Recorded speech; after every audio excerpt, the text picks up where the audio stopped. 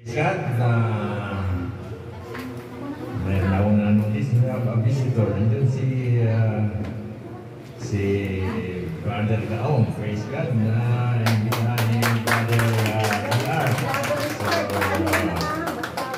welcome sa ating church. Richard. Ano ba yung pangalan niya? Richard.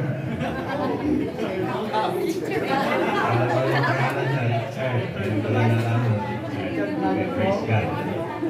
Tagal lang yung ginawin doon ni Father PR na inimita na siya. Kaya pinaulakan siya natin. Panalangin natin sa pagpunta niya dito. Tunay niyang sumpungan ang magandang balita tungkol sa kaligtasan. So, hindi marami ang upuan natin kasi yung dosi niyan para sa La Union, yung dosi lang para sa Tarlac Christ Gospel Church. Mayroong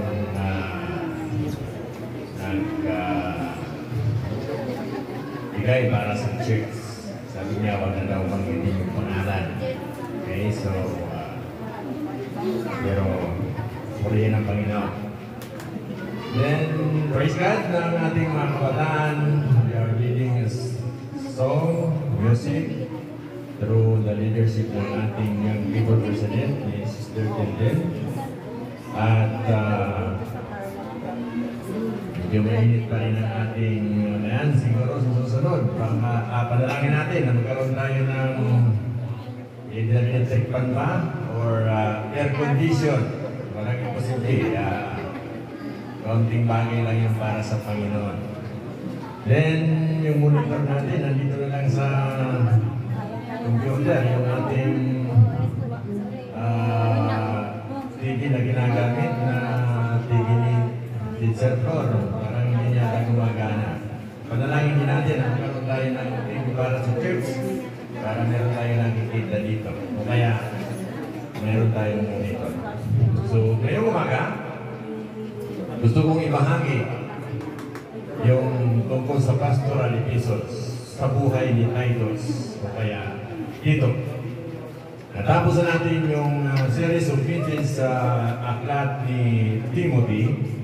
Kaya dito sa sulat ni Apostol Paul kay Tito, gusto kong bigyan pansin ang topic natin tungkol kay Tito. So ang tema natin dito, tunay kung anak sa pananampalataya. Sabi ni Apostol Pablo. Sa verse 4, sabi niya, kay Tito, tunay kung anak sa pananampalatayang pinagkaloob sa atin lahat. Pwede pa na tayo magkaanak kahit matanda na tayo. Pwede pa na tayong dumami kahit matanda na tayo o kahit bata pa tayo. Anak sa pananampalataya. Kagaya ng sinulat na Apostol Pablo. So, isa yan sa gawain na unlimited para sa lahat.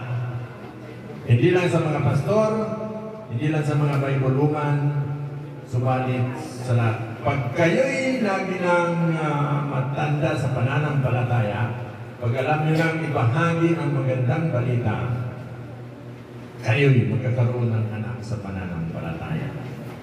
Ang bawat isa inyo dito, mayroong magulang sa pananampalataya, yun ang isipin nyo. Alam niyo kung sino nagbahagi sa inyo ng magandang balita. Okay? So dapat mayroon kayong magulang sa pananampalataya. Tatanda kayo, dapat mayroon kayong anak sa pananampalataya. Kung dito sa mundo, pag nagkaroon kayo ng anak, isa yan sa mga pinakamaligaya. Natutuwa tayo bilang magulang. Ginagamit natin ang lahat. Nagsasakripisyo tayo para arugain. Bigyan ng pagkain. Bigyan ng tahanan. Bigyan ng damit. Paaralin. Kasi anak natin. Dahil sinilang ng mag-asawa na binigay ng Panginoon. Tuwang-tuwa tayo. Ikaw tayong kapatid. Sa pananampalataya, dapat mas matuwa tayo. Lumalago tayo sa spiritual, dumadami tayo kasi mayroong nagbabahagi. Mayroong nagtuturo. Yun ang isipin natin. Kaya, nagsimulan na ng Apostol Pablo, sila ito siya sa mga paalala sa kanya. Si Kristo, nung nandito siya, sa Luke chapter 16, verse 13, kung ating tingnan kung anong ginawa ni Kristo nung nandito siya, anong tinawag, anong tawag ni Kristo doon sa kanyang mga tinawag?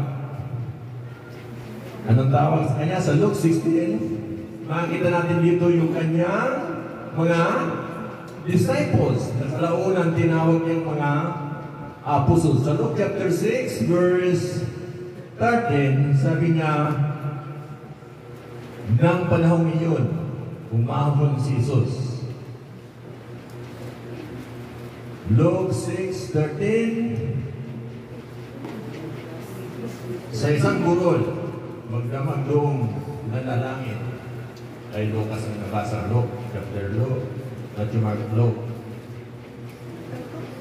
Ay tama, Luke 16. Luke 6. What I mean, Luke chapter 6, verse 12, ng panahon niyon, umahon si Jesus sa isang burol at magdoon na nalangin. Tinawagahan, tinawag niya ang kanyang alagad at pumili siya ng 12 sa kanila. Tinawag niya mga apostol. Si Simon, ang pinangalanan niyang Pedro. At si Andres, ang kanyang kapatid. Sina Santiago, Juan, Felipe, Bartolome, Mateo, Tomas, Santiago, at Alpeo si Simon. Na makabayan, si Judas na anak ni Santiago. Si Judas Iscariote na naging taksil. Sa panahon ni Kristo, nang siya'y naging ministry, tinawag niya yun ang mga disciples. Kalaunang tinawag niya na apostles. Sila ang unang nakasama ni Kristo nung siya'y nag-ministry. Ibig sabihin ng disciples, followers, listeners, learners. Sinabing disciples sa panahon ni Kristo, ibig sabihin sila ay nagsusunod.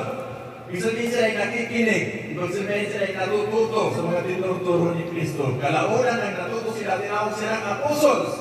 Ibig sabihin, sinugo. Ibig sabihin, nagsasalita na sila. Ibig sabihin, sila ay nagtuturo na. Sa panahon ngayon, hindi na tayo nag-i-train na tayo apostles kasi sa panahon ngayon, sabi ng Apostol Pablo, ang nakalog na ngayon ay tinawag na apostle, prophets, pastors, evangelists, and teachers. At tayo tinawag niya ng mga ambassadors. Sent one. So, ibig sabihin, sa panahon ngayon, pag nakilala mo si Kristo bilang iyong mananampalataya, mayroong kang tungkulin. Ang pinakamahalaga na tungkulin mo, pag kayo'y nagkaroon ng anak sa pananampalataya. Kasi hindi pwedeng binahagian mo yung manatili sa doon. Kawawa naman siya pag hindi mo tinuruan. Dapat mag-isang learners at ikaw nagiging ng teachers. Dapat mag-isang listeners dahil ikaw ang nagtuturo sa kanila. Maraming way para sila makinig. So, kaya, totoo ako si Brother E.R. Lagi niyang pinupinto na si Richard, binibintahan niya pumunta dito. So, nandito siya. At kayo, naniwala ako na ang bawat sa inyo merong concern. Ang bawat sa inyo merong inimbitahan. Hindi naman kayo makapunta dito. Hindi naman kayo inimbitahan. May nag-ipunta sa inyo pumunta dito. For sure, mayroon. Kaya kayo nandito. Kasi may ginamit ang Panginoon kung bakit kayo nandito. So in other way around, pag yun ay ginampanan nyo na patuloy, kayo'y patuloy na gagamitin ng Panginoon. Kaya kay Titus, na kung saan, sa panahon na yun, ang tawag kay Titus, ang sinulatan niya ni Apostol pagkatapos sa kanya isa ng pastor. Kagaya ni Timothy, nasa na siyang pastor. Although sa una ng mga misis natin kay Timothy na tinawag siya ng Panginoon bilang pastor, napakabata niya pa.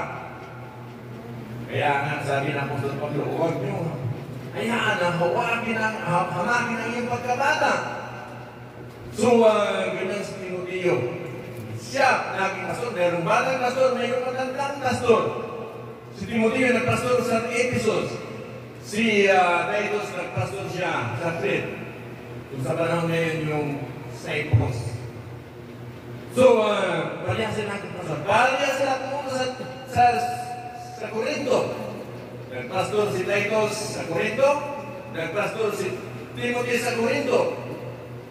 Kaya nga lang, nung nagpastor si Timothy sa Corinto, tinuruan niya ng mga Corinto yung doktrina. At nang si Titus pumunta doon, tinuruan ni Titus yung mga Corinto kung paano tuloy ang kanyang responsibility. Lalo-lalo na sa pagbibigay. So, ginampan na nila yung kanilang tungkulin. Si Titus at saka si Timothy, bariya sila tinawag na Apostol Pablo na anak ko sa pananampalataya. Anak ko sila sa pananampalataya. So, ang pagkakaiba nga lang ng dalawa, kahit si Timothy, medyo bata pa siya. Medyo ang kanyang pagkatao, malumanay.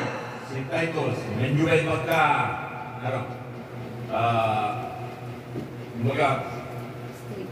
stricto bilang isang pastor. Si Timoteo, isa siyang Hudyo. Si Titus, isa siyang Griego. Yun ang pagkakaiba ng kanilang lahi. So, hindi ba lang maging pastor yung isang Gentiles? Hindi ba lang maging pastor yung isang Hudyo? Sa panahon na yun, yun ang pinipili ng Panginoon. Kaya makikita natin dito na gusto kong maintindihan natin yung ating mga tungkulin. Hindi man kayo tinawag na pastor, maybe tinawag kayong evangelist. Maybe tinawag kayong teachers. Maybe tinawag kayong manggagawa bilang tumutulong sa kawain. Iba't iba yung pagtawag tayo sa Panginoon. But dito, gusto ko na maintindihan natin, maanawa natin kung sino si Titus. Sila ay parehas na tinuring ang Apostol Pablo na anak ng Panginoon. Sila ay parehas na manggagawa at nabanggit ko na kanila yung kanilang assignment.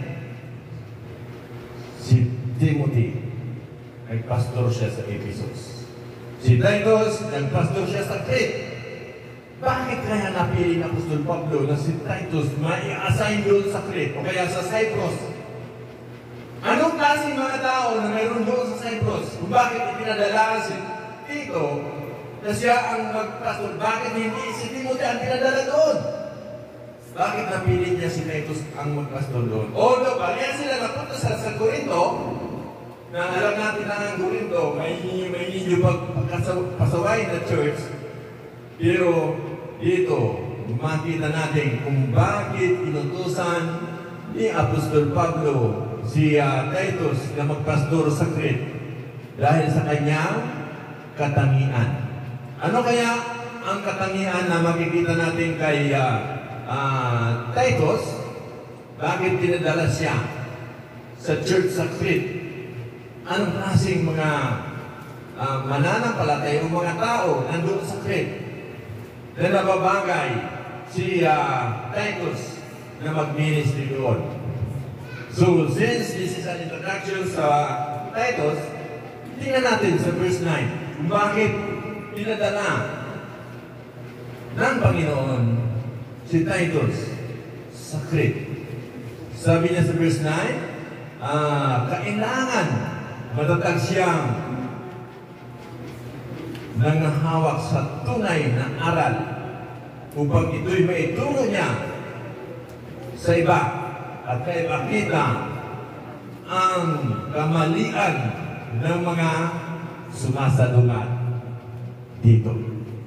So, kailangan pala na maging matatag yung isang pastor na pamadala doon sa Crete Kasi yung mga tao doon, namumuhay na nandun sa kamalian. Dapat isang pastor na maging matatag upang may ayos. Sa verse 11, ng chapter 1, sabi, kailangan pigilin sila sa kanilang ginagawa sapagkat ginugulo nila ang mga sambahayan. Kumita lang ng salapi ay nagtuturo sila ng mga bagay na hindi dapat ituro. So, nandoon si Titus, kailangan siya doon para maiwasto, para mapigilan. Kasi nagkakaroon ng problema sa church. Sabi niya, kumita ng salapi, ay nagtuturo sila ng mga bagay na hindi dapat ituro. Ganyan ang church sa Crete na kung titingnan natin sa verse 12, isa na rin. Sa mga propetang taga-Krita ang nagsabi, ang mga taga-Krita ay sinungaling, asal hayop, batugan, at matakaw. Yung mga taga-Cyprus, yung mga taga-Krita, bago sila naging mananampalataya, ganito ang kanyalang pagkatao. Kaya, inutusan niya si Titus na lumula. Dahil kanyan ang kanilang mga pagkatao, yung iba sa kanila naginang mananampalataya, pero may mga daladal silang asal na hindi maganda sa church. Bago sila naging mananampalataya, yung mga taga-Crete, sabi niya, grabe ang kanilang pagkatao, sinungaling, asal, hayop, batugan, at nanakaw. Masakit, no? Tawagin ka na matakaw ka, batugan pa. Okay? Sinungaling, asal, hayop pa. Ganyan, nagkakita. Lagi na kayong mananampalataya.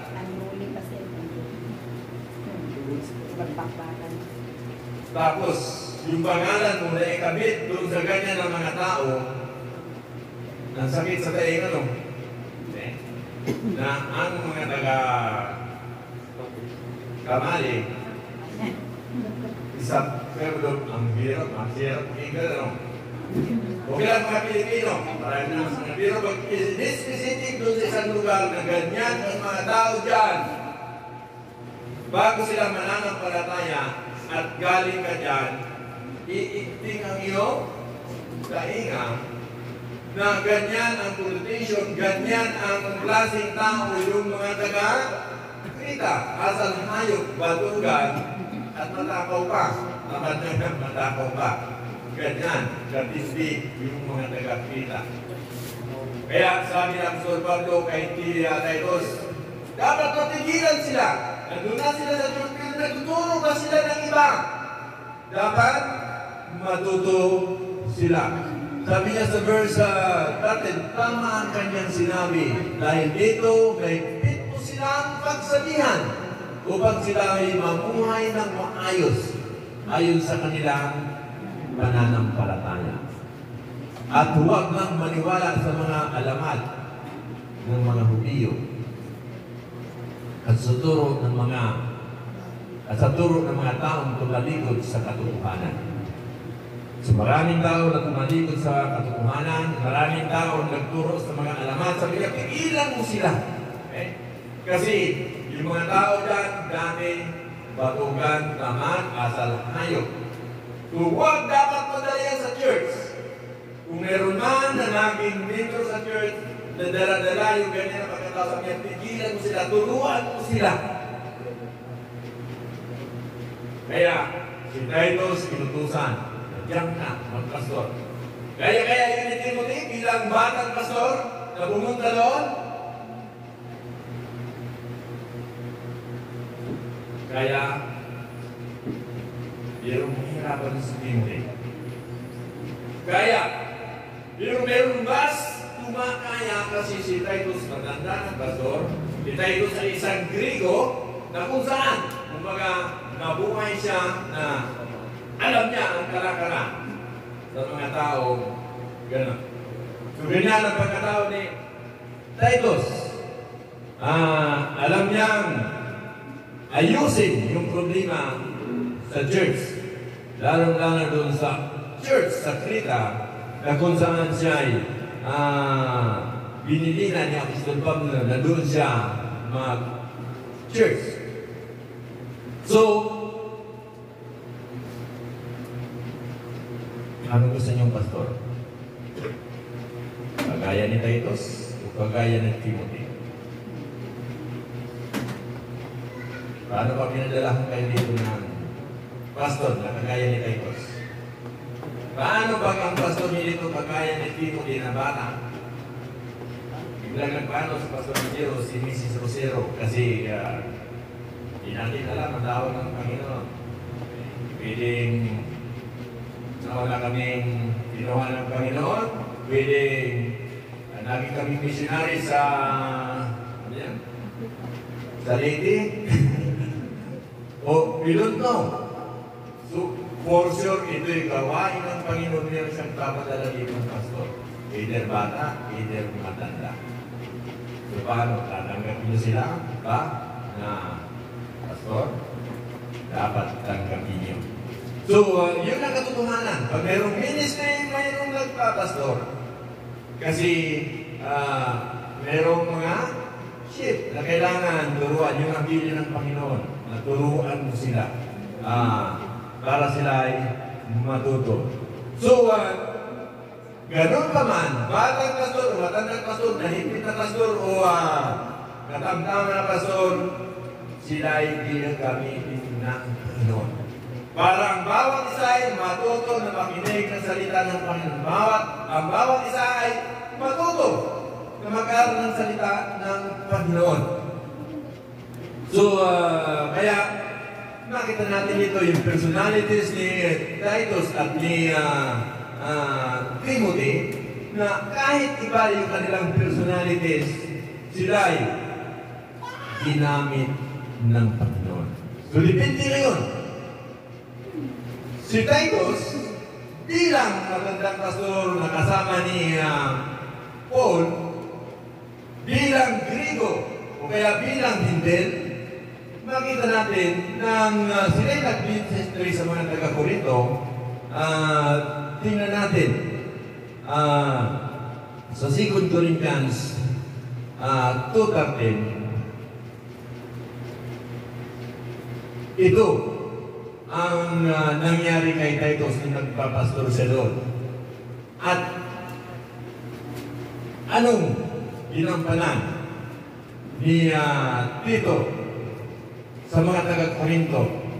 At of course, si Timothy, siya rin ay nagpastor sa church na ito bilang nagturo ng mga turo na dapat nilang alam. Sa 1 Corinthians 7:5 and 7, sabi niya dito,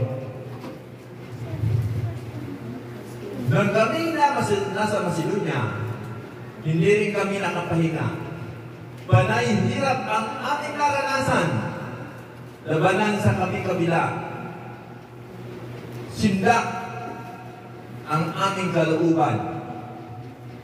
Ngunit, ang mga nahapis ay hindi pinabayaan ng Diyos. Inaliw niya ako sa pagdating ni Tito.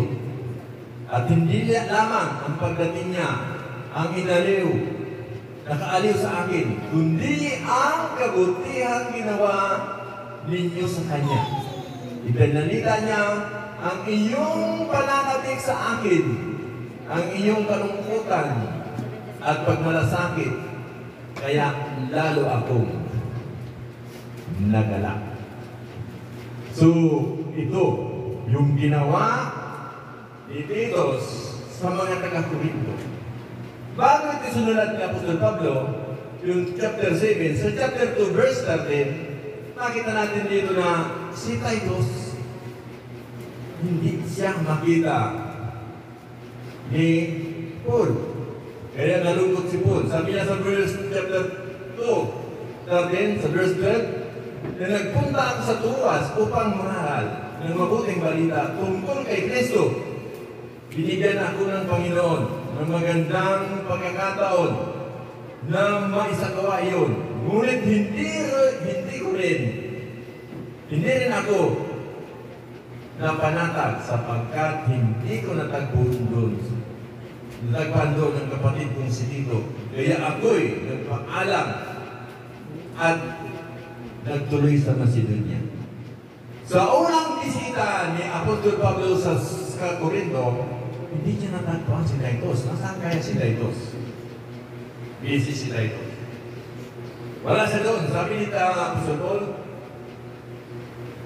nagpaalam ako kasi hinahanap niya si Titus. Bilang kapwa ang kagawa.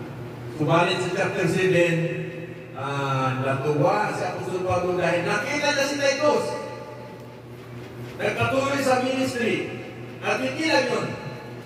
Natuwa si Apostol Pablo dahil yung mga taga-Corinto nakinig sa aral na itinuro ni Titus sa kanila at nagpatuloy sila sa kanilang mga ginawa. Sabi niya, natuwa ako. Ganito ang ginawa. Tinanggap niya si Titus bilang pastor na kahit mahirap, pero dahil sa nakita ko siya, isa ito yun sa mga pinasalamatan ni Apostol Pablo kay Titus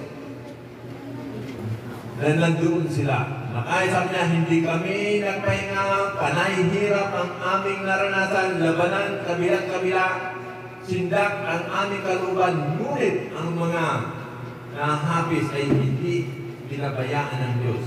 Inaliw niya ako sa pagdating ni Tito. Hirap sila doon. Maraming problema. Away dito, away doon. Problema si Paul. Pero, bilang kaibigan niya si Titus, bilang matanda si Titus, sabi niya, nang dumating si Titus, nabuhayan siya. Naaliw siya. Dahil si Titus bilang manggagawa, hindi lang siya itinuring na Apostol Pablo na anak sa Panginoon, tinuring niya rin na kaibigan. Tinuring niya rin na kapwa manggagawa na kanyang pedal na kung saan kahit sa Apostol Paul ay isang apostol si Titus, naagis siya encouragement kay Apostol Paul. Kasi sabi niya, nakalim ako nang dumating si Titus. In other words, tayo ng mga manggagawa, tayo ng mga leader, pag nakikita natin ang isang kapatid, isa yan sa mga nag-i-encourage sa atin na nandiyan kayo. Hindi, wala man kayo sabihin, pero pag nakita ang iyong presensya, nakaka-encourage yun. Kagaya sa buhay ng Apostol Pablo na nakita niya si Titus, kahit anong hirap, pero sabi niya na aliw ako. Hindi lang yun. Hindi lang yun yung kinaaling niya, yung pagdating ni Titus, at hindi lamang ang pagdating niya ang nakaaliw sa akin, kundi ang kabutihan ginawa niya sa kanya. Binalita niya ang inyong pananabik sa akin, sa inyong kalungkutan at pagmalasakit. So, sabi ni Titus, bakit naaliw si Apostol Pablo sa pagdating ni Titus? Dahil binalita ni Titus kung ano ang ginawa ng mga taga-Corinto. Na sila'y nananabik na makita si Apostol Pablo, na sila'y natutuwa na si Apostol Pablo nag-ministry sa kanila. Hindi mismo yung presensya ni Titus, isa na yun, pero yung balita nila kung paano yung mga taga-Corinto nagpatuloy sa kanilang pananampalataya na kahit mahirap man ang kanilang dinadaanan, kahit maraming pagsubok, kahit mayroong bira, may away doon. Pero yung balita ni Titus na dala-dala, nakakaliw ang Apostol Pablo dahil nagpatuloy sila. Nagpatuloy sa kanila, sabi niya, naaliw ako kundi sa akin, kundi sa kabutihang ginawa ninyo sa kanya. Binalita niyang inyong pananabik at inyong pagmalasakit. So yun pala, pagpalasakit ng mga mananampalataya sa Korinto, yung pananabik ng mga mananampalataya sa Korinto. Kaya, sabi sa Pablo, nawala yung kanyang anxiety, nawala yung kanyang kalungkutan, nawala yung kanyang problema. Okay? Kaya, kahit anong problema, pag nababalitaan natin ang mga mananampalataya nagpapatuloy sa kanilang pananampalataya, isa yan sa mga nakaka-encourage sa bawat saan. Na-inspire na may mga problema, patuloy tayo. So, ang challenge dito sa atin, kapag patuloy natin sa pag-aaral sa book na sinulat ni Apostol Pablo kay Titus, marami tayong matutunan. Okay. Bilang pastor, si Titus, bilang distrito, bilang matanda sa pananampalataya, napunta siya dun sa church na kung saan kailangan siya. Dahil yung mga tao dun sa lugar na yon ay ibang klase. Pero nanatili ba sila? Nanatili sila dahil sa isang manggagawa na pinadala ng Panginoon. So ang challenge sa atin, maybe someday, and we don't know, maybe yung mga kaedad namin, may sabi kami na harap sa Panginoon. Pero kayong mga bata pa, lala na kayo, mag-aasawa kayo, magkakaroon ng mga anak. Maalala nyo kaming mga matanda na. Kung paano kami nandirito. At hindi si Sayon doon, medyo matanda na rin. Tatanggapin niyo ba? Si Sayon ay padala dito ng Panginoon. Si Sayon man hindi, padala dito. May gusto din na pupunta dito. Tatanggapin niyo ba? Dapat tanggapin niyo. Maalala niyo man kami na si Pastor ay si Mambing. Ito ang ginawa ni Mambing. Palagi ko si Mambing umiyak kung nag-friends. Si Pastor Zero, bihira lang yung umiyak, pero umiyak din yun. Pag hindi nakikita. So patuloy kayo dahil yun ang kailangan. Yung isa ng Panginoon ng gawain dito, wala na kami. Maramdaman ko rin, pagpatuloy ko rin. Dahil, ginawag kayo ng Panginoon. Dahil, lagi kayong ambassador. Dahil nagkaroon kayo ng kaligtasan. Dahil manganganak din kayo sa pananampalataya. Na dapat maramdaman nyo, yun ang pinakamasaya. Na may nakita kayo na bago sa pananampalataya, na ginamit kayo ng Panginoon na inibilaan nyo, na ginamit kayo ng Panginoon na tinuturuan nyo siya dahan-dahan na inaakay nyo sa church na tutos siya. At someday, meron kayong may tuturing na anak nyo sa pananampalataya. Na ginabayan nyo sila sa pananampalataya. Hindi man kayo gamitin directly na sabihin sa kanya, pero kay Philip, sabi, gagamitin kayo ng Panginoon. Gagamitin kayo ng Panginoon. Hindi ko alam kung sino tinuturing mong magulang. Hindi ko alam kung sino tinuturing yung ama sa pananampalataya o ina sa pananampalataya. Pero sa puso nyo, alam nyo yun. At alam din namin yun kung paano kayo lumalago. Dapat mayroon kayong alam kung sino yung padre ng pananampalataya. At dapat kayo rin magkaroon para maging lubos yung ating tungkulin bilang kabahagi sa katawan ni Kristo. Kaya ba natin pasalamatan yung itinuring mo ama o ina sa pananampalataya? Padalangin mo sa Panginoon. Pasalamatan mo ang Panginoon. Hindi sabihin mo sa Kanya, salamat po. Ikaw ang ginamit ng Panginoon para ituring kong kapatid, ina, sa pananampalataya. Padalangin po tayo. Ang mga nanay ko, inalahin at salamat po sa tanghaling ito. Salamat, Panginoon, na ang mga kabataan nito, mga nanay nandito at mga lola na kagaya namin nandito upang makita ng mga kabataan nito na sila'y tinawag mo bilang mananampalataya, na sila'y tinuruan mo through your word, na sila'y pinapatay, Panginoon, na malakas man ang tukso ng lutong ito, iwas mo sila, Panginoon, upang sila'y patuloy na manindigan bilang mga mananampalataya sa Panginoon.